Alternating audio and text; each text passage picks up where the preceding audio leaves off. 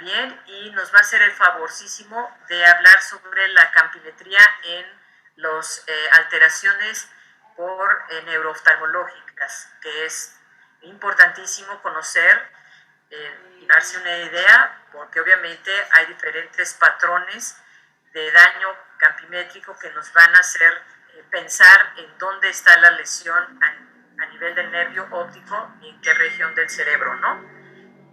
Bueno, adelante, Nubia, te agradezco mucho y sabes cómo aprecio que a pesar de haber estado así enferma, estés presentando tu plática. ¿Sí? Adelante. Muchas gracias, doctora. Bueno, chicos, espero que la plática de hoy les sea de utilidad. La campimetría es un estudio muy importante para los oftalmólogos en general, pero sobre todo hay que entenderla para poder, tiene enorme utilidad siempre y cuando la entendamos. Entonces, para poder nosotros entender la campimetría tenemos que irnos a las bases. Traté de ponerles ejemplos muy claros, pero sí vamos a hacer un repaso pequeñito de las bases de esto para que ustedes puedan aplicar. Recuerden que en la medicina no todo es memoria, realmente mucho es de lógica y de comprensión. Entonces, esa es mi intención. Voy a ir dándoles la charla. Vamos a avanzar. Yo esperaría que al final me digan las dudas que tienen al respecto. Yo creo que vamos a ir desarrollando pequeños conceptos y pequeñas ideas conforme vayamos avanzando en las diapositivas, ¿de acuerdo? Entonces al final podemos retroalimentar con dudas, nos podemos regresar a alguna diapositiva, si tuvieron duda en alguna particular, por favor anótenmela y pues vamos a ir viendo, ¿de acuerdo? Entonces la campimetría, que es el tema que vamos a ver el día de hoy, vamos a empezar por las bases. Ustedes ya seguramente llevaron acerca de oftalmología lo que es la agudeza visual y lo que es la refracción. Para ya, poder disculpa, nosotros... ¿te molesta o me permites que grabe tu plática o prefieres que no? Tú me dices. Está bien, Doc, está bien. ¿Sí? Tengo material prestado, pero está bien, sí. Bueno. Sí, okay. Parte del material que tengo es material prestado de colegas míos que han tenido casos clínicos interesantes y también de algunos de mis maestros de campimetría. Entonces, tú me dices lo que tú prefieras. Sí, Doc, supongo que no se va a compartir en todos lados, no hay problema. Ok, bueno, muchas gracias. Entonces arranca. Muy bien. Recording in progress. Muchas gracias. Entonces, vamos a empezar con la agudeza visual y la refracción, de la cual ustedes seguramente ya tienen idea. Entonces, ¿por qué es importante entender estas bases? No avanza.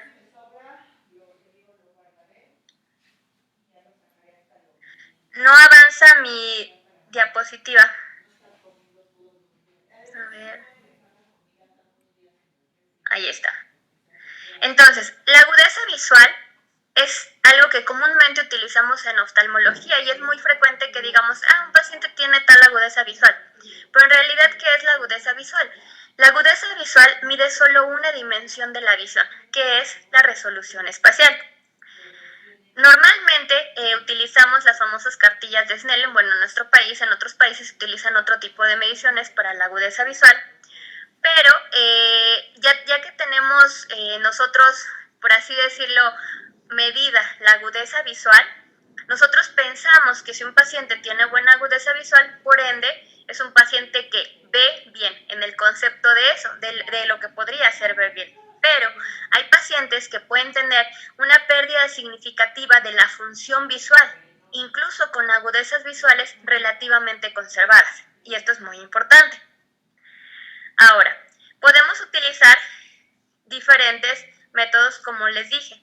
Es importante considerar que no es igual de lejos que de cerca. Eso también es importante a la hora de que comprendamos un campo visual y les voy a explicar por qué más adelante. Entonces, ¿la distancia importa? Por supuesto que importa. Importa mucho cómo medimos la agudeza visual, a qué distancia medimos la agudeza visual, y lo mismo, esas distancias importan a la hora de comprender cómo vamos a realizar los diferentes tipos de campos visuales. Dentro de la agudeza visual es importante considerar aquellas variantes como la refracción, si un paciente ha utilizado lentes o si sabe si los necesita, así como también es importante que siempre la midamos con agujero estenopeico. A veces encuentro incluso dentro de los oftalmólogos en formación que miden la agudeza visual y no le colocan el estenopeico al paciente. Entonces, realmente no están teniendo la idea de cuánto ve ese paciente en agudeza visual si no están colocando el estenopeico, ya que esto nos va a permitir saber si un paciente, hay pacientes que tienen errores refractivos grandes que pudieran parecer tener una agudeza visual menor, pero que cuando colocamos en estenopeico nos damos cuenta que ven mucho mejor que esto. Ahora, saber nuestra agudeza visual es importantísimo para nosotros poder entender un campo visual y para nosotros poder solicitar un campo visual, porque algunas de las fallas más frecuentes que encontramos es que nos solicitan campos visuales inadecuados para la agudeza visual del paciente, lo cual es muy importante. Entonces, nunca olviden el estenopeico, su agudeza visual y considerar la parte de la refracción dentro de todo esto, ¿de acuerdo? Ahora, ¿qué es el campo visual? Bueno, desde 1828, von Graf inició con esfuerzos para medir y representar gráficamente el campo visual. Y desde mitades del siglo XIX han sido varios los intentos por inventar aparatos y estrategias y forma de saber cómo ve el paciente y cuánto ve el paciente. Ahora, campo visual no es lo mismo que campimetría. Normalmente estamos muy acostumbrados a decir, hazme un campo visual o hazle un campo visual al paciente. Bueno, se sobreentiende, pero en realidad campo visual es aquello que nosotros vemos. En cambio, la campimetría es ya la medición y el registro gráfico de eso que ve el paciente. ¿De acuerdo? Ahora, ¿qué es el campo visual? El campo visual es todo aquello que vemos mientras tenemos la mirada fija en un punto. Si observamos este esquema, este es el esquema de una persona vista por arriba. Aquí está su ojo izquierdo, su ojo derecho, ¿de acuerdo? Los ojos, como ustedes ya debieron haber visto en algún momento, normalmente no están alineados, no están viendo hacia el frente. Anatómicamente los ojos están un poquito hacia afuera, pero por medio del cerebro se logra mantener la fijación. Por eso aquí dice, la mirada fija en un punto. Eso también es importante porque es algo a considerar en aquellos pacientes que no pueden fijar a la hora de hacer un campo visual, ¿de acuerdo? Entonces, tenemos todo aquello que ve con el ojo derecho, todo aquello que ve con el ojo izquierdo y tenemos una zona de visión conocida como una zona de visión binocular. Esta zona de hecho tiene más detalles que vamos a ver a continuación. Ahora, la agudeza visual versus el campo visual es importante porque el paciente dice, vengo porque veo mal. Y es muy frecuente que a nosotros los neurooftalmólogos nos manden pacientes que ven 20/20 y les dicen, pero es que usted no ve mal, usted ve 20/20. Muy bien, cuando decimos que alguien ve 20/20, ¿qué región o función visual estamos valorando con las cartillas de visión? Bueno, la mácula. Seguramente ustedes ya llevaron las nociones de anatomía a grandes rasgos, donde sabemos que la mácula es un área de la retina que representa los 10 grados centrales del campo visual y es donde se encuentra la mayor resolución que tenemos para ver objetos finos. ¿De acuerdo? Ahora, esto es como una pregunta. ¿Qué preferirían? Primero, ¿preferirían tener una visión de 20/20 con 10 grados de campo visual? Imagínenlo, 20/20, el máximo de agudeza visual, pero solo ven 10 grados de campo. O una visión de 20/400 con un escotoma central, pero su campo visual completo. Quizá es diferente si solamente lo imaginan. ¿Qué les parece si lo vemos? Me he encontrado que cuando hacemos esta pregunta, normalmente la mayoría elige ver el 20/20 con 10 grados de campo visual. Pues vamos a ver, ¿cómo vería una persona que ve el 20/20 con 10 grados de campo visual? Así vería esa persona. Imagínense, a donde quiera que vaya vería ese punto perfectamente nítido, muy claro, pero solo ese punto. Ahora veamos la otra parte, ¿cómo vería una persona con un escotoma central, pero un campo visual completo? ¿Qué les parece? Un poco diferente, ¿cierto? Entonces, el campo visual es digamos que la manifestación de todo aquello que podemos ver. Entonces, no solamente es importante, como les decía, la agudeza visual, el 20/20 no lo representa todo. Desde ahí empezamos entendiendo que muchas veces muchos de estos pacientes que son revisados por optometristas o que son revisados por personas que no tienen una noción de que ver bien implica más cosas que solo ver 20/20, entonces a los pacientes que ven 20/20 le dicen, no, usted ve bien, usted está fingiendo, usted no puede ver mal. Este es un claro ejemplo de cómo las cosas no son tan simples. Ahora, dentro de la visión hay que considerar otra cosa, la visión al color. La visión al color nos puede ayudar a detectar disfunciones leves del nervio óptico, incluso con agudezas visuales mínimamente afectadas. Entonces, es importante valorar la visión al color. No solamente la cantidad, que es lo que implica la agudeza visual promedio en cartillas de Snellen, sino también la visión al color. ¿De acuerdo? Muy comúnmente utilizamos las famosas tablas de Ishihara, que son estas que se encuentran aquí, ¿de acuerdo? Están diseñadas inicialmente para descartar defectos de nacimiento de visión al color.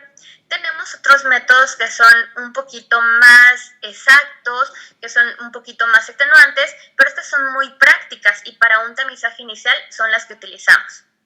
Ahora, ya vamos al tema. Vimos esos pequeños detalles porque los vamos a necesitar más adelante. La campimetría es una medición y es la representación gráfica del campo visual. Muy bien, pues ¿para qué sirve? Para medir lo que ve el paciente y para determinar zonas que el paciente no ve, que normalmente es lo que llamamos escotomas. La primera gran división de la campimetría es cualitativa y cuantitativa. La campimetría cualitativa nos va a valorar a grosso modo si ve o existen zonas ciegas. La forma cuantitativa nos determina de forma más exacta la forma, el tamaño y la profundidad de los escotomas. Entonces, el campo visual total, como podemos ver aquí, tiene varios grados, ¿sí? Y varios sectores. El campo visual total, vemos aquí, del lado temporal tiene 90 grados, del lado nasal 60 grados, del lado superior 50 a 60 grados y del lado inferior 70 grados. Fíjense en esta parte, estamos hablando de un campo visual total, ¿ok? Total, es el campo visual que una persona promedio, lo máximo en grados que puede ver una persona promedio.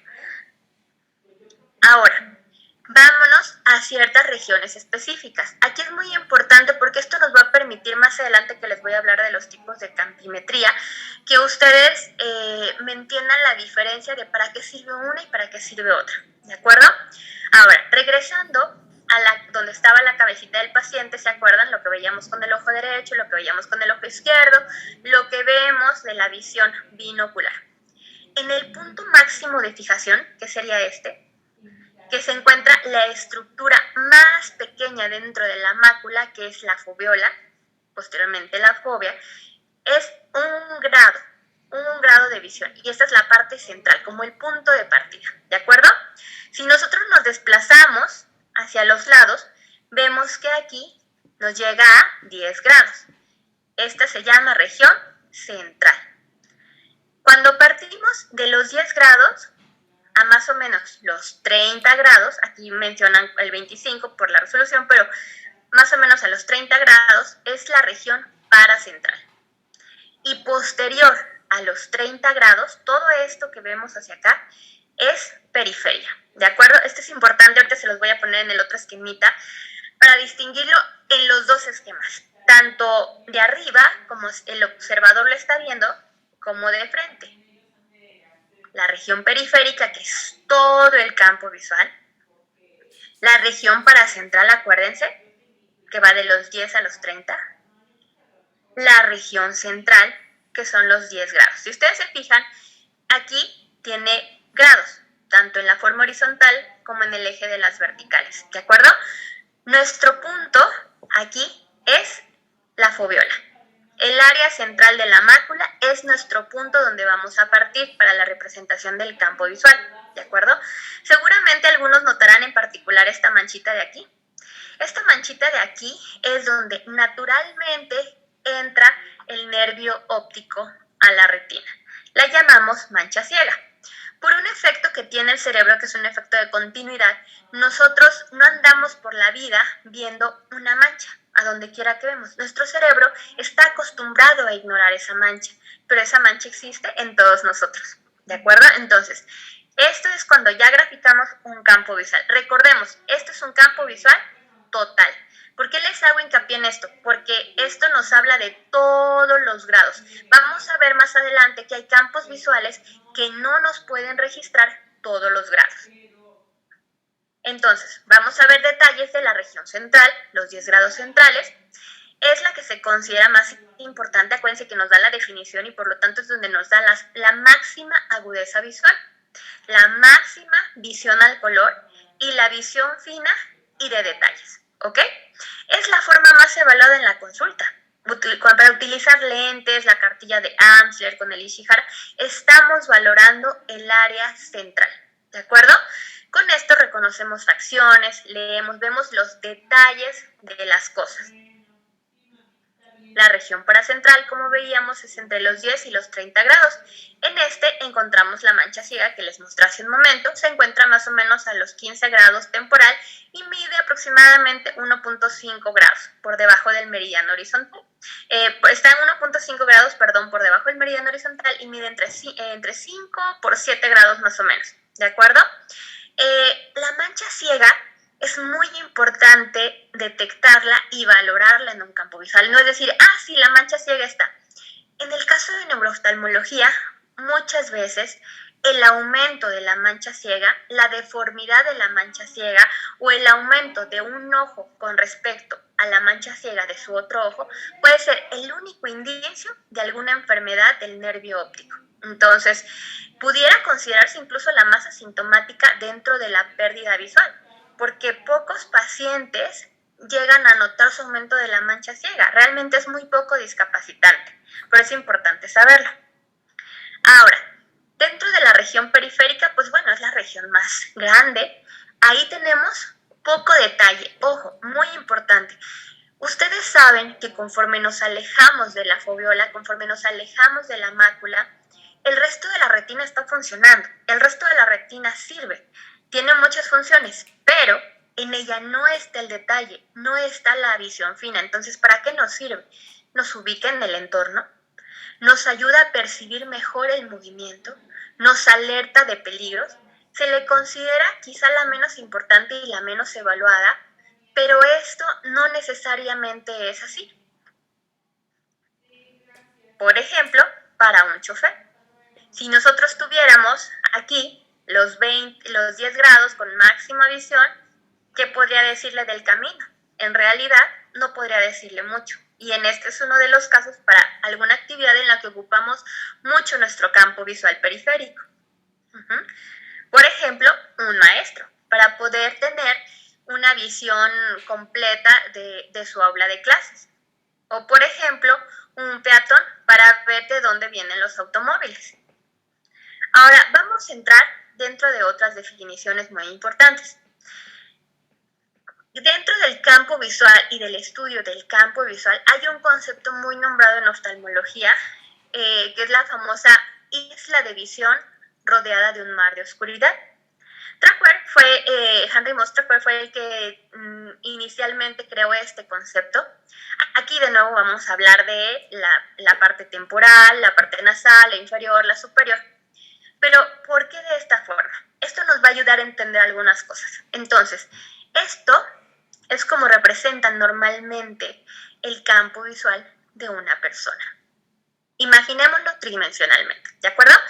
Esta isla es una isla de visión rodeada por un mar de oscuridad. ¿De acuerdo? ¿Por qué? Porque todo aquello que está fuera de nuestro campo visual no es perceptible para nosotros, a menos que realicemos un movimiento de la cabeza. Dentro de esta isla, si nosotros vemos, tiene una base, va aumentando y conforme la isla va subiendo, llegamos a la cúspide. Y la cúspide justamente es la fobia y es nuestro punto de fijación. Aquí tenemos una pequeña zonita que sería la mancha ciega, ¿de acuerdo? Presten atención a algo muy importante. Si ustedes se fijan, esta isla, conforme va subiendo, se va haciendo más delgada, ¿ok? ¿Qué significa esta altura? Justamente la parte de discriminación, la parte de visión fina de la que estábamos hablando. Entonces, a mayor altura, mayor definición, mayor fineza, pero es un área más pequeña. Entre más abajo estamos en la isla, tenemos menor definición, pero es un área más grande. Supongamos que hacemos alrededor de la isla pequeños círculos. Entonces, el área central, el área paracentral, el área periférica. ¿De acuerdo? Más o menos así para ubicarnos en una imagen tridimensional de cómo sería el campo visual. Ahora, dentro de la región del campo visual, supongamos que lo vamos a dividir, acuérdense, como el punto de fijación, desde ahí vamos a partir.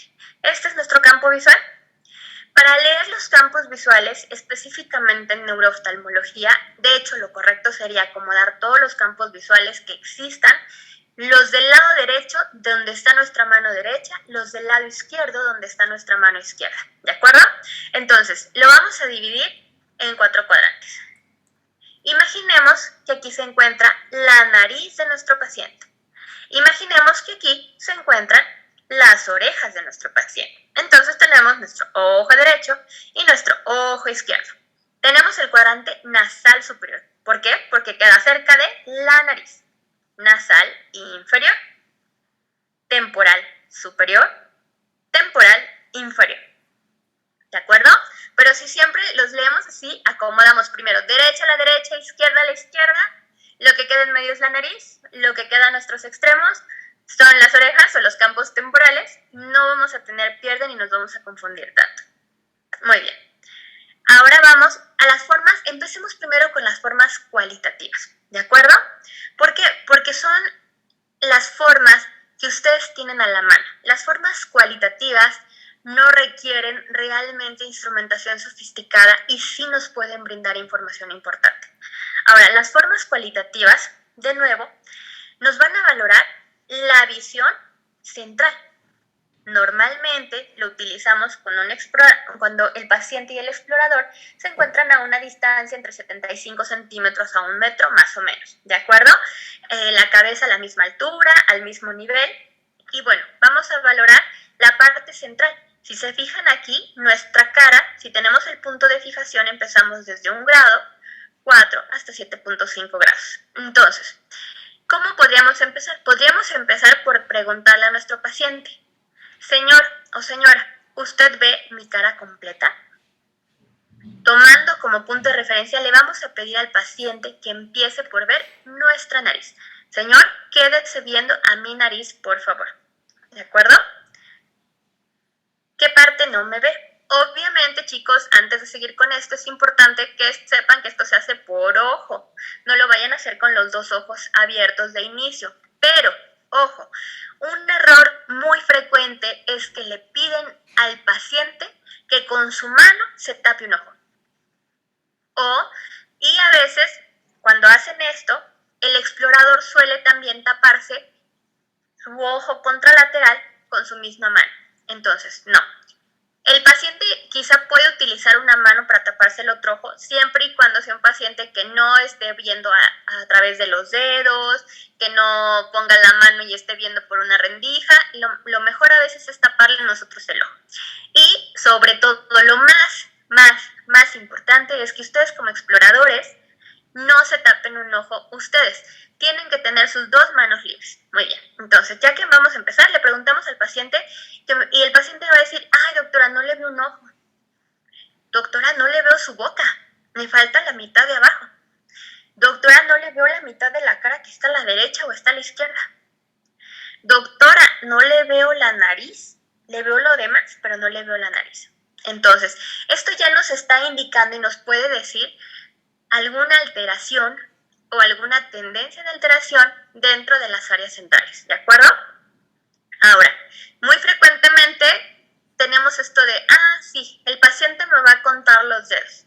Y le decimos al paciente, ¿cuántos dedos tengo aquí? Y eso también pasa mucho con mis residentes. Es importante que cuando utilicemos la campimetría por confrontación, no utilicemos ni 3 ni 4 dedos. ¿Por qué? Recordemos que a veces la definición no es buena y 3 y 4, cuando tenemos la mirada fija en un punto y estamos viendo como de reojito, no los distinguimos. Entonces es muy importante utilizar el puño cerrado, 1, 2 o 5 dedos. ¿De acuerdo? Muy bien. Esto es en cuanto a la forma cualitativa, que es la campimetría por confrontación. Ahora vamos a las formas cuantitativas, de acuerdo a las que pedimos. Tenemos el campo visual estático y el campo visual cinético.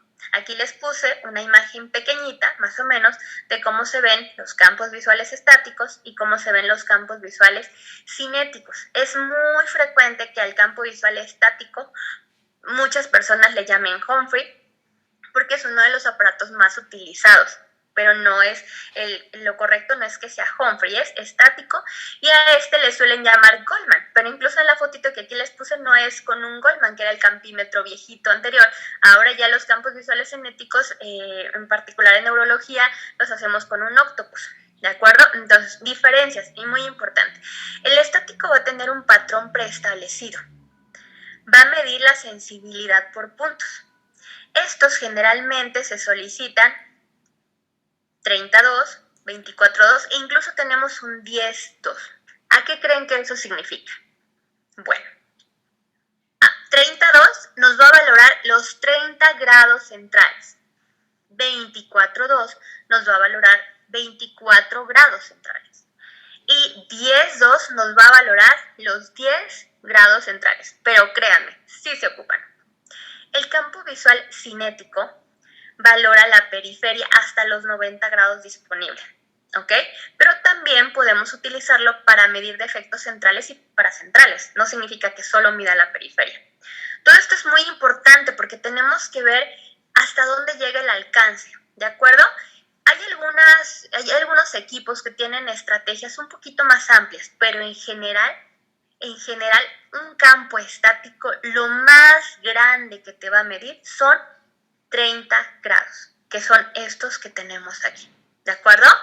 Entonces, es muy frecuente porque tenemos en otro de los hospitales donde yo me encuentro, es muy frecuente que algunos neurocirujanos, en ese hospital no tenemos campos cinéticos, nos pidan, háganle campimetría al paciente. Y entonces le regreso una notita donde dice que el más amplio disponible es el 32. Ellos solo dicen campimetría y no nos especifican ni cuál. Pero entonces, ahora que ya les expliqué de las áreas, ustedes van a saber que mientras sea un campo estático, lo más que vamos a estar valorando son 30 grados.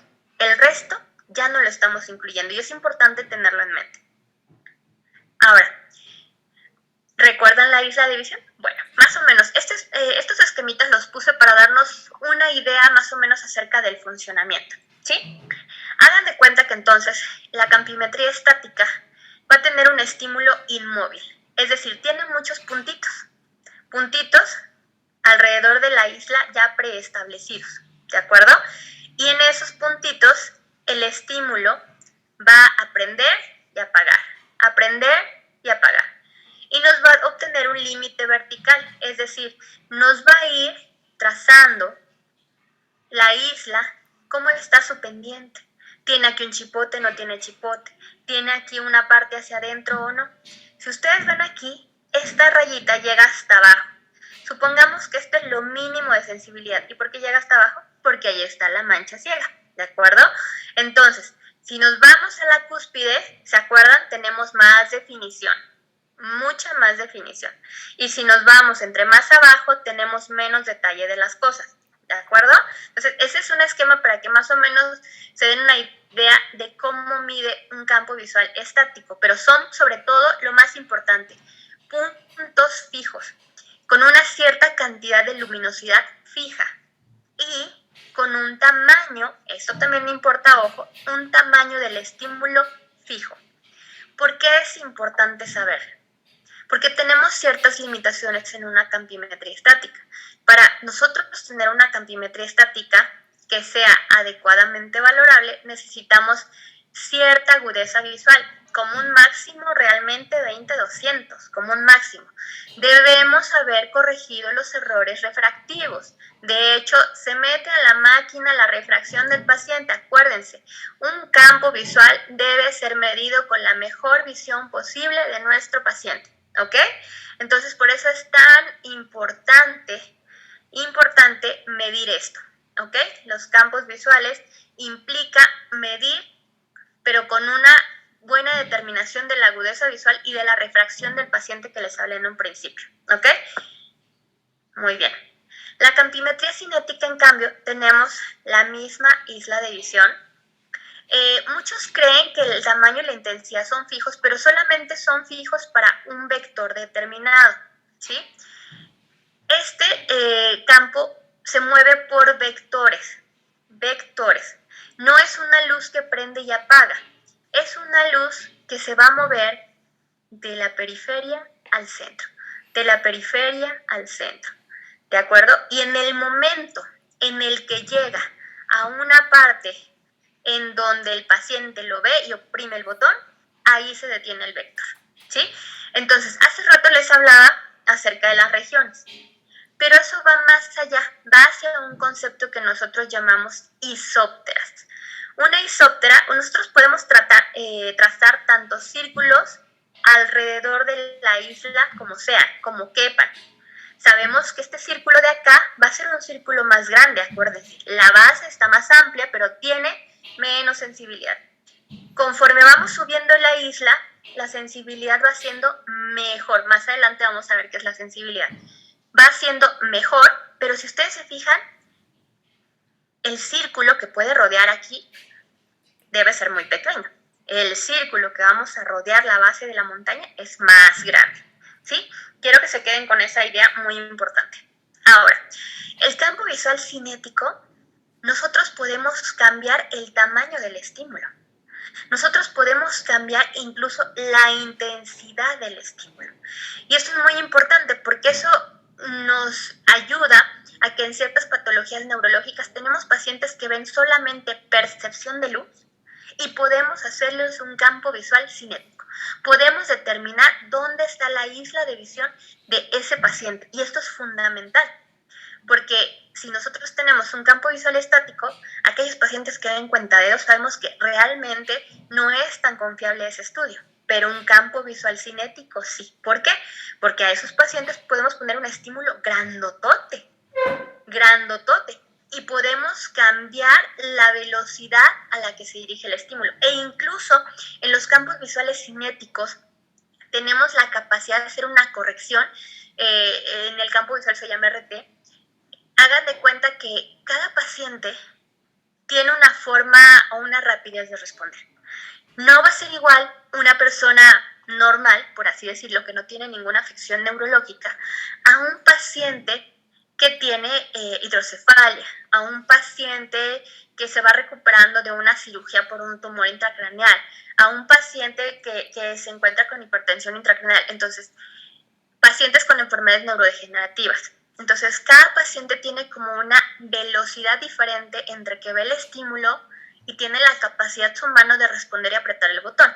Bueno, pues el campo visual cinético también tiene la capacidad de poder como hacer una corrección, más o menos como un estándar de acuerdo a la velocidad a la que el paciente estuvo apretando durante el estudio. Y esto se realiza al final y es muy, muy importante porque puede dar resultados variables que inicialmente pudieran parecer anormales, pero que ya cuando corregimos la velocidad a dicho paciente ya no son anormales. Muy bien, entonces, de nuevo regresamos a la región del campo visual, ¿sí? No se les olvide, nasal, temporal, la nariz en medio, la derecha a la derecha, la izquierda a la izquierda. Y entonces, este es un campo visual, ¿de acuerdo? Entonces, este es un campo visual cinético. Tenemos ojo derecho, tenemos ojo izquierdo. En este tipo de campo, de este aparato, de este equipo, nos permite tener un patrón de referencia, que son estas líneas gruesas que están en el fondo, como rosita y verde. ¿Se acuerdan que hablamos de la sensibilidad de las isópteras? Bueno, pues miren, si ustedes se fijan, el color rojo, vamos aquí, y nos dice el tamaño del estímulo, que es un 3, 4E. Muy bien. Cuando nos vamos a ver el verde es un estímulo 1, 4E. Es decir, es más pequeño. Por eso es importante, no es lo mismo un paciente que solo nos ve el estímulo 3 a un paciente que tiene la capacidad de vernos el estímulo 1. ¿De acuerdo? Aquí se miden varios parámetros. Para hacer un buen campo visual cinético, nosotros pedimos la agudeza visual, aquí se fijan, y aquí aclaramos si es incorrección con estenopeico. Aquí se puede poner la cooperación del paciente, eso es muy importante para saber qué tan confiable es. Y también ponemos esto que ven aquí, 8 de 8, es la medición al color, el Ishihara, que también es información. ¿Puede hacerse un campo visual sin saber el Ishihara? Sí. Sin saber la agudeza visual no es recomendable, pero sin saber el Ishihara puede hacerse, sí, pero no es lo ideal. Es importante, como les dije, para valorar bien un paciente, saber cuánto ve en color. Ahora, aquí, ¿se acuerdan que les hablé del RT, de la corrección? ¿RT corregido? Sí, de acuerdo a la velocidad del paciente, ¿ok? Ahora vemos la mancha ciega. Si ustedes se fijan aquí podemos medir exactamente los grados, tanto del área del estímulo 3, de Soptera 3, como del estímulo 1, ¿sí? Y podemos medir la mancha ciega. Por ejemplo, esta mancha ciega aquí mide 25.9 grados. Aquí mide 23.9 grados, es normal, ¿sí? Ahora pongamos atención. ¿Se acuerdan que hablamos de la región central paracentral? Bueno, aquí están los 30 grados. Recordemos, los campos visuales estáticos, los que no se mueven, solo nos van a medir como máximo esta zona. Es decir, toda esta zona que queda acá no es medible con esos campos visuales. Entonces, cuando ustedes ven un campo visual estático, aunque lo vean limpio, tienen que saber que solamente están viendo el área central y que por lo tanto ustedes no pueden descartar si tienen algún defecto a este nivel. ¿De acuerdo? Muy bien. Ahora, estos puntos que están aquí, que ven aquí, son puntos estáticos. El equipo de campimetría cinética, los equipos de hoy en día, también puede hacer puntos estáticos, es decir, esos puntos que prenden y apagan con la máxima sensibilidad, es decir, colorcito verde, que es la más fina que tenemos, bueno, en el estándar, en promedio. Ahorita vamos a ver otro detallito respecto a eso. Pero también podemos valorar un poquito de estáticos. Ahora, ojo, no significa que los campos estáticos no sirvan para nada. Los campos estáticos tienen su lugar importantísimo dentro de otro tipo de patologías. Ahorita les voy a explicar un poquito más de eso. Muy bien, entonces, cuando nos vamos a la vía visual, ahora sí, tengo que decirles que vamos a hablar de la vía visual geniculada. Seguramente ustedes ya saben que tenemos vías extrageniculadas, que son parte importante de por qué la neurooftalmología existe. Los ojos es un sistema muy complejo, tanto para la visión, que no es solamente que el estímulo llegue a la corteza occipital, sino para integrar el que estoy viendo, cómo lo estoy viendo, qué significa lo que estoy viendo, está lejos, está cerca, dónde está, y también para poder coordinar los movimientos oculares también tenemos muchos centros. Cada tipo de movimiento tiene un centro diferente, pero bueno, no es el objetivo de esta charla. Entonces, yéndonos a la vía visual, vamos a ver. Tenemos desde aquí el ojo, el cristalino, la retina, aquí empieza, ¿de acuerdo? El nervio óptico, nuestro quiasma, donde se entrecruzan las fibras, la cintilla óptica, que llega a nuestro gran, yo le digo como que es el gran clasificador, que es el cuerpo geniculado lateral, ¿sí? Después nos va a dar nuestras famosas radiaciones ópticas, que son las superiores y que son las inferiores, y estas radiaciones van a llegar hacia la corteza occipital. Con cuestión de la vía visual geniculada, entonces, vamos a ver. Tenemos la región prequiasmática, que es antes de que se llegue el quiasma, ¿de acuerdo? Todas las alteraciones visuales que se den en el ojo, en el nervio óptico, aquí, acá, cualquiera de estos, van a tener cierto patrón. Tenemos la porción quiasmática, que es esto, justamente el quiasma. Tenemos la parte posquiasmática, esta es como la división grande, ¿no? La parte posquiasmática es después del quiasma, aquí todo esto. Pero ahora, si nos vamos más a detalle, tenemos la división por parte del cuerpo geniculado lateral, ¿sí? Entonces tenemos la vía pregeniculada, que es todo esto, todo lo que está delante del cuerpo geniculado lateral es pregeniculado, y la posgeniculada. Esto es importante y ahorita vamos a ir encontrando como la lógica en esto. Entonces, desde que empiezan los ojitos hasta que llega la corteza, tenemos varios relevos de neuronas. Las primeras neuronas o nuestras células ganglionares se encuentran en la retina. Son células muy largas. El cuerpo celular se encuentra en la retina, pero va a salir su axón largo, largo, largo, largo, largo, largo, largo, largo. Va a sufrir, ¿sí?, un entrecruzamiento con ciertos cambios en el quiasma, pero realmente va a hacer sinapsis hasta esta zona. La primera y segunda neuronas están dentro de la retina, de ahí sale la célula ganglional, que es la tercera neurona, y se va desde acá. Aquí, aunque se cruza, no hace sinapsis y se sigue al cuerpo geniculado lateral, donde sí va a hacer sinapsis y donde va a empezar nuestra cuarta neurona, ahora sí, con nuestras radiaciones ópticas, que va a llegar a la corteza visual. Muy bien, entonces, vamos a la parte prequiasmáticos y quiasmáticos, ¿de acuerdo? Entonces, es muy importante, aquí, como nosotros podemos ver, este es un esquemita donde nos habla el quiasma. Vamos a tener entrecruzamiento de fibras, pero no es tan sencillo como podría decir nada más se cruzan a un lado. No, no todas se cruzan. Los lados del campo visual, la retina temporal, que es la que está acá, no se cruza. La retina temporal nos va a dar los campos nasales. ¿Ok? Ahora, las fibras que están nasales son las que nos van a dar el campo temporal. Esto es bien importante. Acuérdense, vean los colorcitos. Y estas son las que se van a entrecruzar. Ahora, no todas se entrecruzan al mismo nivel, ni tampoco se van a entrecruzar a la misma altura. Característicamente es bien importante que sepan que las fibras maculares se van a cruzar más posterior, ¿sí? Ahora, el quiasma es tan complejo que nos da todo este tipo de defectos. Todos estos que ven aquí pueden ser defectos quiasmáticos, pero sobre todo el clásico defecto quiasmático que a mí me interesa que ustedes aprendan es el defecto bitemporal. Entonces, recordemos, se cruzan las fibras nasales, ¿verdad? Aquí, pero esas fibras llevan la visión temporal. Entonces, aquí, que quiero que observen, aquí es donde tenemos ciertas lesiones quiasmáticas. La más característica y la más frecuente es el adenoma hipoficiario, aunque bueno, hay otro tipo de lesiones, pero característicamente muchos de estos pacientes representan retraso en el diagnóstico. ¿Por qué? Porque son los clásicos pacientes que ven 20-20 y que en un inicio ven 8 de 8, ven el color bien. ¿Y qué pasa si nosotros les hacemos un campo visual estático? Pues va a salir completo, ¿verdad? Porque al principio no estamos afectando el centro. Empezamos por las orillas, que es lo que no te empieza a notar el paciente. En etapas tempranas vamos a ver un nervio óptico normal.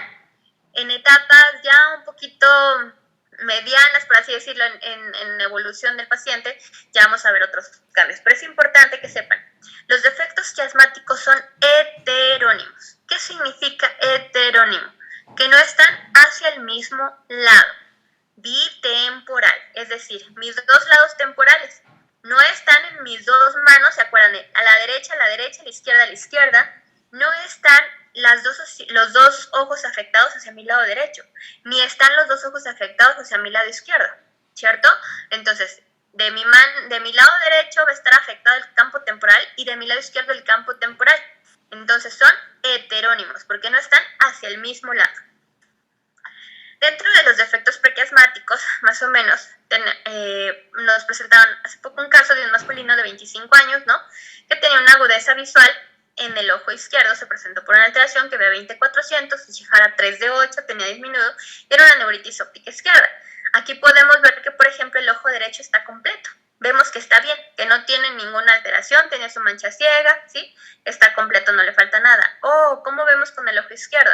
En el ojo izquierdo podemos ver que la mancha ciega está aumentada y esto ya es un escotoma centrocecal. ¿de acuerdo? Y entonces, si tenemos afectado un solo ojo y el otro no, difícilmente va a ser aloquiasmático, que nos afectaría en los dos ojos. Entonces, por eso es prequiasmático. Tenemos que ver obviamente todo, la agudeza visual, vemos que el otro ojo ve muy bien, vemos que el otro ojo tiene el Ishihara completo, tiene una buena cooperación, ¿sí?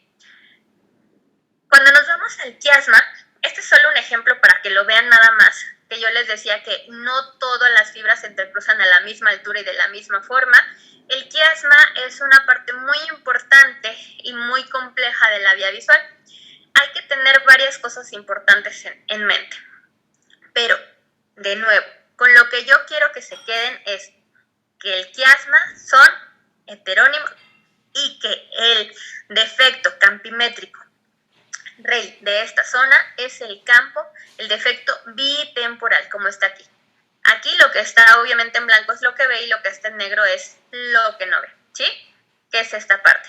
Si afectamos el quiasma bitemporal. Ahora, aquí hay algo bien importante, ojo, para aquellos que son muy detallistas. Esa bitemporalidad puede ser vista en pequeño. ¿Se acuerdan que les dije que la parte de atrás iban las fibras maculares? Pues miren de este lado. Aquí tenemos una afección en donde el centro le falta la parte temporal de cada lado, pero la periferia está completa. Sigue siendo un defecto bitemporal, pero un defecto bitemporal central. Entonces es un defecto quiasmático en la parte posterior. ¿De acuerdo? Entonces no se les olvide, el patrón bitemporal, ya sea grande todo o ya sea pequeño en el área central, es muy indicativo de afección en el quiasma, por favor. Ahora, este, por ejemplo, es un ejemplo de una lesión celular. Mira, aquí vemos el tumor de un paciente en el ojo derecho 20-400, en el ojo izquierdo cuenta de 2 a 30 centímetros, con un Ishihara conservado y tiene una lesión celular que estuvo clasificada como un meningioma versus un adenoma. Este es como se graficaba el campo visual cinético viejito, que es el que llamaban Goldman. La parte roja, cuando ustedes ven aquí, van a llegar a ver de estos. La parte roja significa lo que ve el paciente y la parte azul es la parte que no ve el paciente, ¿de acuerdo? El derecho a la derecha, el izquierdo a la izquierda, y aquí es donde nos anotaban antes el tamaño del estímulo, ¿se acuerdan? El 3. La cooperación buena, muy bien. Ahora, cuando ya pasamos el quiasma, ¿se acuerdan cuál es la otra división? El cuerpo geniculado, ¿verdad? Entonces, estamos ante los defectos pregeniculados y posgeniculados. Recuerden esa partecita, muy bien. Ahora, los defectos posquiasmáticos en general suelen ser homónimos. Recordemos que en el otro les hablé de que eran heterónimos, ¿sí? Que es decir, no están de mi mismo lado afectados los dos ojos. Cuando hablamos de defectos homónimos, significa que está afectado del mismo lado. Ahorita vamos a la parte de congruencia. Ojo derecho, ojo izquierdo, ¿sí? Aquí tenemos, pues bueno, las mediciones de los estímulos, etcétera. Si ustedes se fijan, aquí, ¿qué partecita le falta? ¿De qué lado está la parte que le falta? De mi lado derecho. ¿De qué lado está la parte que le falta? De mi lado derecho. No importa que sea el ojo izquierdo.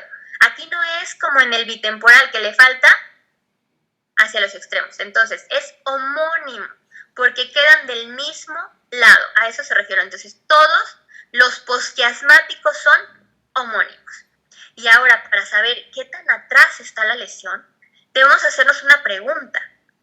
¿El defecto, es decir, la alteración en un ojo y en otro, es congruente o incongruente? ¿A qué se refiere esto? Se refiere a qué tan parecidos son los defectos de un ojo con el otro. Si nosotros vemos la formita, lo que está dentro de la parte roja, de la línea roja, es lo que ve el paciente. Si nosotros vemos la forma de este ojo medio abigarrada, aberrante, y vemos la del otro, pues no se parecen mucho. Entonces es un defecto homónimo del mismo lado, incongruente. No está de la misma forma y por lo tanto casi podríamos asegurar que está en la cintilla óptica y que es pregeniculado. Acuérdense que les dije que el cuerpo geniculado lateral es nuestro gran clasificador. Entonces, ¿sale? El cuerpo geniculado lateral, gran clasificador. En el cuerpo geniculado lateral clasificamos las fibras para saber cuáles vienen del mismo ojo, tenemos diferentes fibras, son diferentes las fibras que llevamos de color, las fibras que llevan movimiento, las fibras que llevan resolución espacial. El ojo es tan especializado que lleva diferentes fibras para eso. Y en el cuerpo genicular lateral se dice, tú vas para acá, tú vas para allá, para que cuando lleguen a las radiaciones ópticas ya estén clasificadas. Muy bien. Ahora, les voy a estar poniendo diferentes, si ustedes notan, les estoy poniendo diferentes tipos de campo porque es importante que lo que los guíe sea la lógica, que no se acomoden solamente a una imagen, sino que la lógica de dónde está lo que no ve, hacia qué lado y cómo. Ahora vamos a los posquiasmáticos, que recordemos, los posquiasmáticos son homónimos, pero los posgeniculados son congruentes. Entre más posterior está una lesión, es más congruente. ¿Qué quedamos que era congruente? Parecido en la forma. Entonces, si vemos estos dos campos visuales, aquí ojo derecho, aquí ojo izquierdo, aquí es un campo visual 32, ¿sí? Estas partes, pues bueno, son partes de confiabilidad. Los oftalmólogos también tenemos que ver qué tan confiable es un estudio. Entonces vemos ojo derecho, ojo izquierdo. ¿Dónde está la parte que no ve? De mi lado derecho. ¿Dónde está la parte que no ve? De mi lado derecho. Entonces es homónimo. Se parece mucho, ¿verdad? Se parece mucho, entonces es congruente. Entonces, con este campo visual, aunque sea la parte central, acuérdense que respetan mucho los meridianos verticales. Donde está la parte central, aunque son centrales, nosotros podemos casi asegurar que es un defecto posgeniculado. Posquiasmático y posgeniculado. Y aquí está. Si vemos nosotros, ¿ok? Algo parecido así, y lo vemos aquí el defecto. Si ustedes se fijan, había una partecita del central que no veíamos, que era este, ¿cierto? Ya cuando lo vemos aquí dibujadito, ¿qué les parece la congruencia? Se parecen muchísimo, ¿verdad? Sí, este tiene como un poco más de pancita y este tiene un poco menos de pancita, pero acuérdense que el campo temporal es más grandote y el campo nasal es más chiquito. Pero en realidad, si nosotros vamos a la formita, se parecen muchísimo. Entonces son homónimos y son congruentes. ¿Ok? Aquí está. Ahora, ¿se acuerdan que les dije que dependiendo de que entre más posterior, más congruentes son las lesiones? Ahora, ya estamos a nivel del cuerpo geniculado y de las radiaciones ópticas. A nivel del cuerpo geniculado en particular, normalmente están las famosas sectoranopsias, que significa que les va a faltar un cachitito del pastel, un cachito pequeño, por así decirlo, del pastel. Cuando estamos ya a nivel un poco más atrás, a nivel de las radiaciones ópticas, son las famosas cuadrantanopsias. No siempre van a ser el cuadrito así súper exacto, pero más o menos es como la forma de un cuadrito, ¿sale? Entonces, esto es muy importante porque, acuérdense, entre más posteriores, más congruentes. Ahora, esta es una sectoranopsia, ¿sí? Es un paciente de 26 años que no negaba visión doble, negaba que le bajara la visión. Lo mandaron porque está operado de radiocirugía por una malformación arteriovenosa talámica. Aquí está su resonancia magnética, los cambios postquirúrgicos, ¿sí? ¿De qué lado está la lesión? Del lado derecho. Acuérdense que en la cabecita todo es como contra. Entonces, ¿de qué lado está la lesión? Del lado derecho. ¿De qué lado está el cachito que nos falta? Del lado izquierdo. Nuestro lado izquierdo es el que está afectada. Le falta un cachito del pastel. Es una sectoranopsia. ¿Se parece este con este? Sí. ¿La cantidad de área que ve es casi igual? Sí, efectivamente. Entonces es homónimo y es congruente. Entonces nos está ubicando a nivel del cuerpo geniculado y entonces es una sectoranopsia y entonces nos orienta más hacia nivel del cuerpo geniculado lateral, que está muy cerca del talón. Ahora, las radiaciones ópticas, pues bueno, tenemos las radiaciones superiores, las radiaciones inferiores, que seguramente ya vieron en otras partes, pero sí es importante que tengamos en cuenta algo. Por ejemplo, los pacientes que tienen afectadas las radiaciones parietales son pacientes que no van a ver el piso, P con P. Parietal con piso. Los pacientes que tienen alteradas o que la lesión está a nivel de las radiaciones temporales no ven el techo, T con T, ¿de acuerdo? Esta puede ser una forma de que ustedes se lo aprendan. Y bueno, Aquí tenemos un ejemplo, masculino de 42 años, operado de una lobectomía, significa que le quitaron una parte del hemisferio temporal derecho, aquí está la zona, por una epilepsia estructural. A veces tenemos epilepsias que son tan grandes que hay que quitar una partecita del cerebro para esa zona para que el paciente no tenga tanto deterioro y pueda tener calidad de vida. Entonces, si está del lado derecho la lesión, ¿de qué lado vamos a tener la afección del campo? Izquierdo, ¿verdad? ¿De qué lado está? Izquierdo, izquierdo. Entonces es homónimo. ¿Se parece o no se parece? Sí se parece. Entonces es congruente. Y entonces, ¿en qué parte está? En la parte temporal.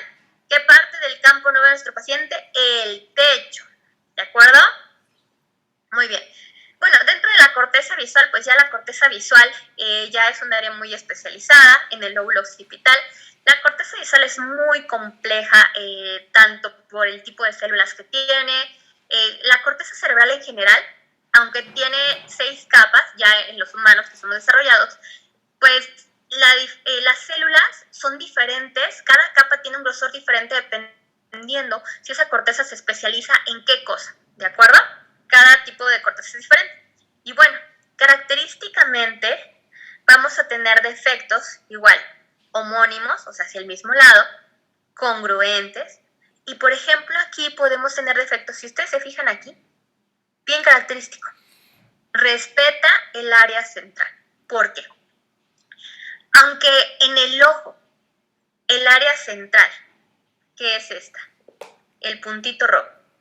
En el ojo, el área central es un cachitito de retina. Sin embargo, en la corteza occipital, el área central es un cachotote de cerebro. ¿Ok? Entonces, por eso es más frecuente que se afecte el resto que el área central. Claro que si tenemos algo muy extenso, pues sí se nos va a afectar. Por eso es importante considerarlo, tenerlo en cuenta. ¿Ok? Y aquí nos pone un ejemplo de una persona de sexo femenino, 62 años, diabética hipertensa, que tuvo una crisis hipertensiva, cefalea holocraniana, perdió el campo visual izquierdo. Y ojo, miren cuánto ve, 20-20. ¿Cuánto tiene Ishihara? El color 8 de 8, ve perfecto. Sin embargo, aquí tiene un EBC, aquí está, un EBC occipital en el territorio de la circulación posterior. Y miren, tenemos conservada el área central, por eso es que nos ve 20-20 esa persona. Y sin embargo, le falta toda esta parte del campo visual, ¿ok? Entonces es bien importante porque aquí, ¿qué es? Homónimo, está del mismo lado y es muy, muy congruente. Se parece mucho un ojo con el otro.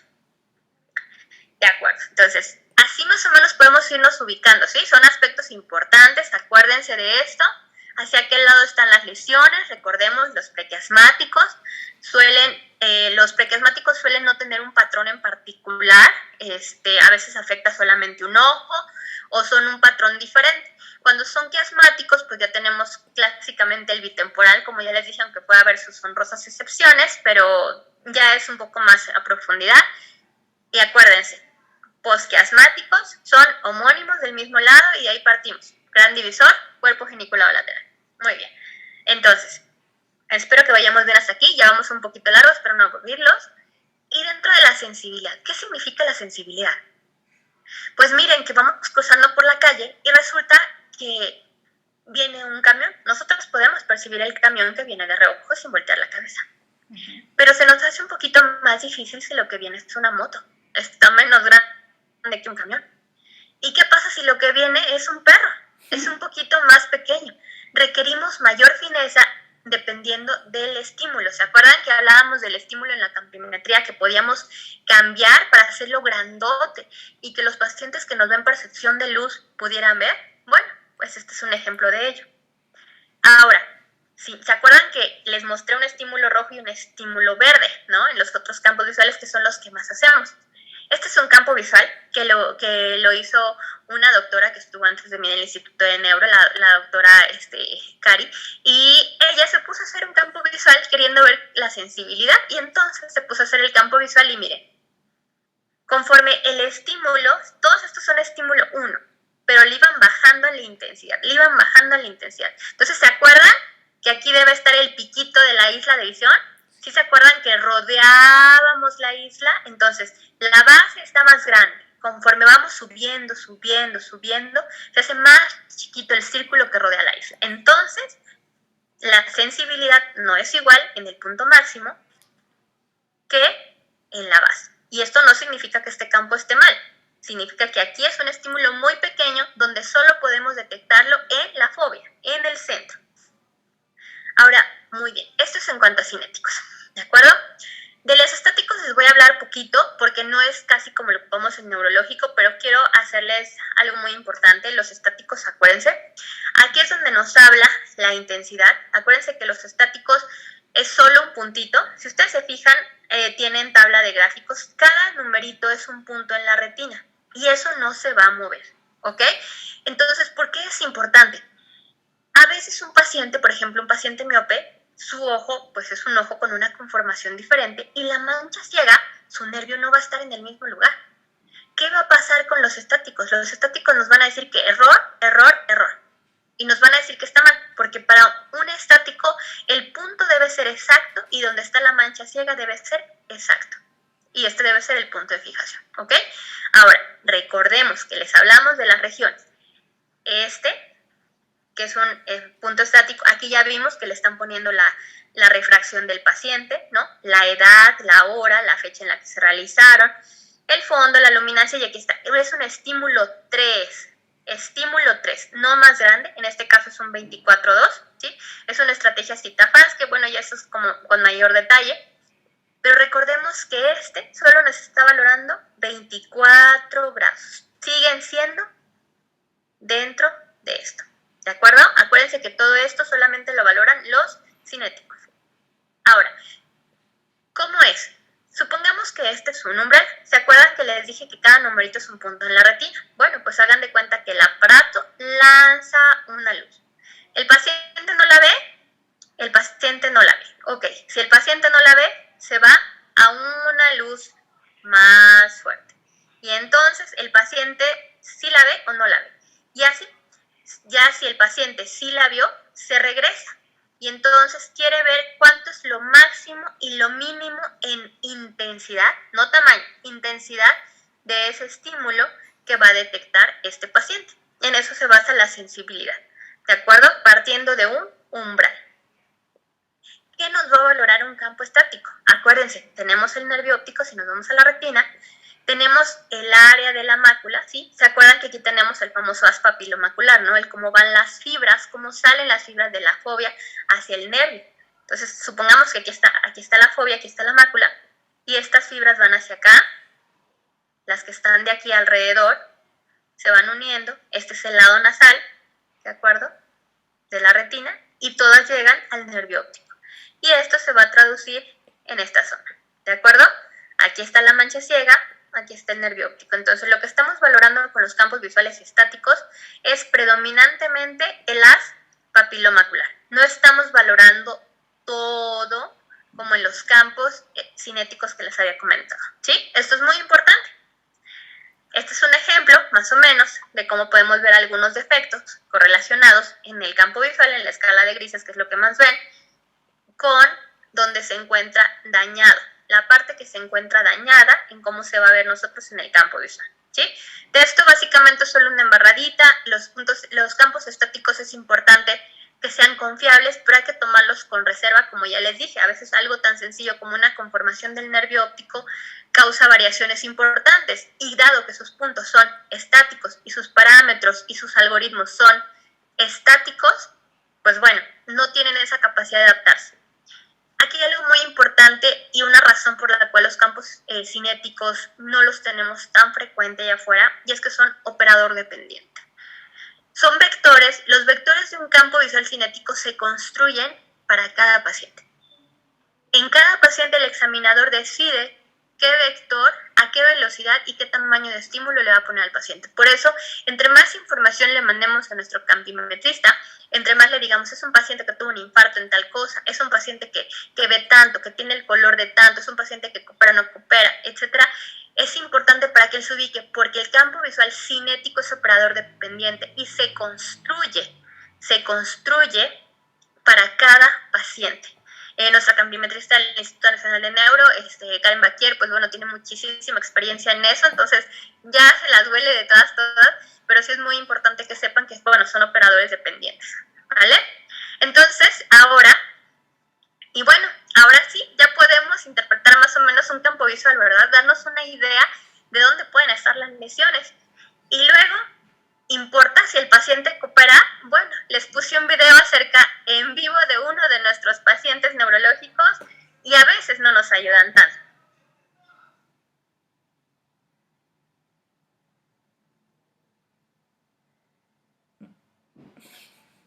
Paciente.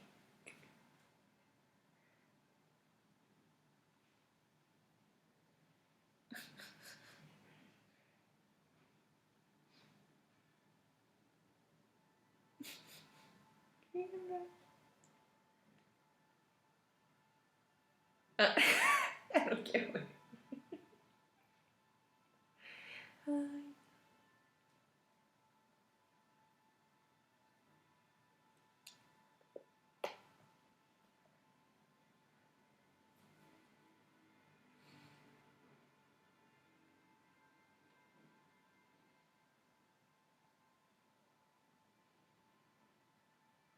Muy bien, y pues entonces la cooperación también es importante. Una cosa es la teoría y otra cosa es llevarlo a cabo.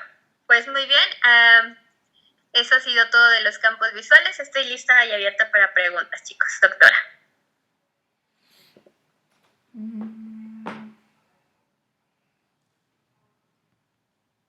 Doctora, es que no es como tener una pregunta, sino una duda. Es que no lo entendí muy bien lo del estímulo.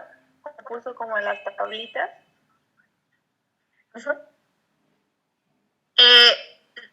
Utilizamos estímulos luminosos, pequeños círculos luminosos. La tablita es porque el estímulo se puede hacer en la campimetría más pequeño o más grande, dependiendo de la agudeza visual del paciente. Normalmente, pacientes que ven muy poquito, percepción de luz o así, utilizamos estímulos más grandes y con más intensidad luminosa para que los puedan detectar y sepamos dónde está la partecita que ven. En una persona, por así decirlo, con buena agudeza visual, empezamos con estímulos más chiquitos, es decir, circulitos de luz más pequeños y menos intensos. ¿Me expliqué más o menos? Sí, doctora, gracias. ¿Alguna otra pregunta? Y en el caso de que los pacientes no lleguen a cooperar, ¿qué se hace? Bueno, eso es como les decía, el reto, por eso les puse el video de este paciente neurológico. Hay pacientes en los que no se puede realizar la campimetría. Y ahí, en este caso, influye mucho que tú sepas examinar a tu paciente, porque acuérdate que es un paciente que debe poder mover la manita, oprimir un botón, poder poner su cabecita ahí y entender lo que es un campo visual. Tenemos particular dificultad con pacientes con demencias. Y bueno, obviamente con niños, pues hay niños ya púberes, así que más o menos nos pudieran cooperar un campo visual, pero en general muchos niños no nos cooperan para un campo visual. Por eso es importante la cooperación. No siempre puedes sacar un campo visual, es una buena herramienta, pero no es infalible. Gracias.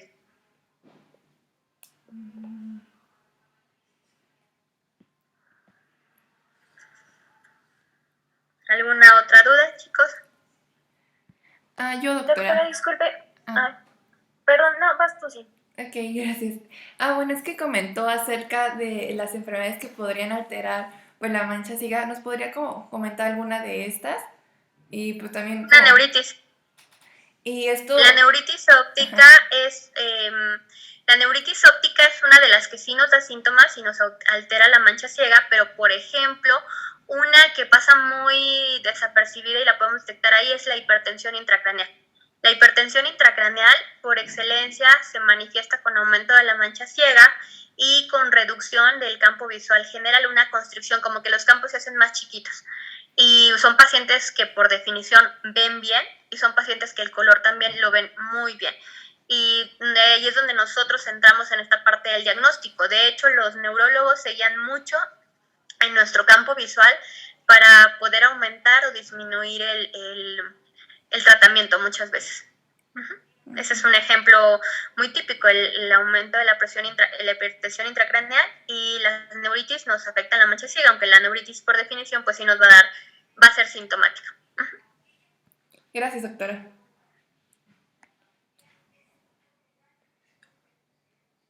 ¿Alguien más? ¿Alguna otra duda?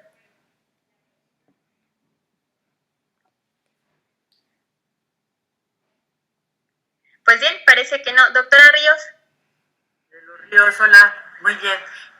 Muchísimas gracias, Nubia. Excelentísima plática, me encantó. Yo creo que a todos nos gustó mucho, nos saca de muchas dudas y en forma muy compendiada y simplificada quedó para mí muy claro y yo creo que para todos. Espero que así sea y te agradezco enormemente todo el esfuerzo que haces. Yo sé que te costó mucho trabajo por el problema de salud que tuviste apenas y aprecio mucho. Yo creo que todas estas pláticas que tú y otros ponentes nos dan son de muy alto nivel y obviamente esto ayuda mucho a mis alumnos. Te agradezco muchísimo, Nubia. Con gusto estamos para ayudarlos aquí. Saludos y bueno, Gracias, pues cualquier cosa aquí tenemos, y chicos, si no tienen alguna otra duda, pues me despido. Ya saben ahora de los campos visuales, una herramienta, hay que saber pedirlos. Claro que sí. Muchas gracias, Nubia. Pues, muchas gracias, buenas noches. Muchas gracias, doctora. Muchas gracias, doctoras. Con gusto, chicos. Buenas tardes, buenas noches, hasta luego. Hasta luego. Gracias a todos. Bye.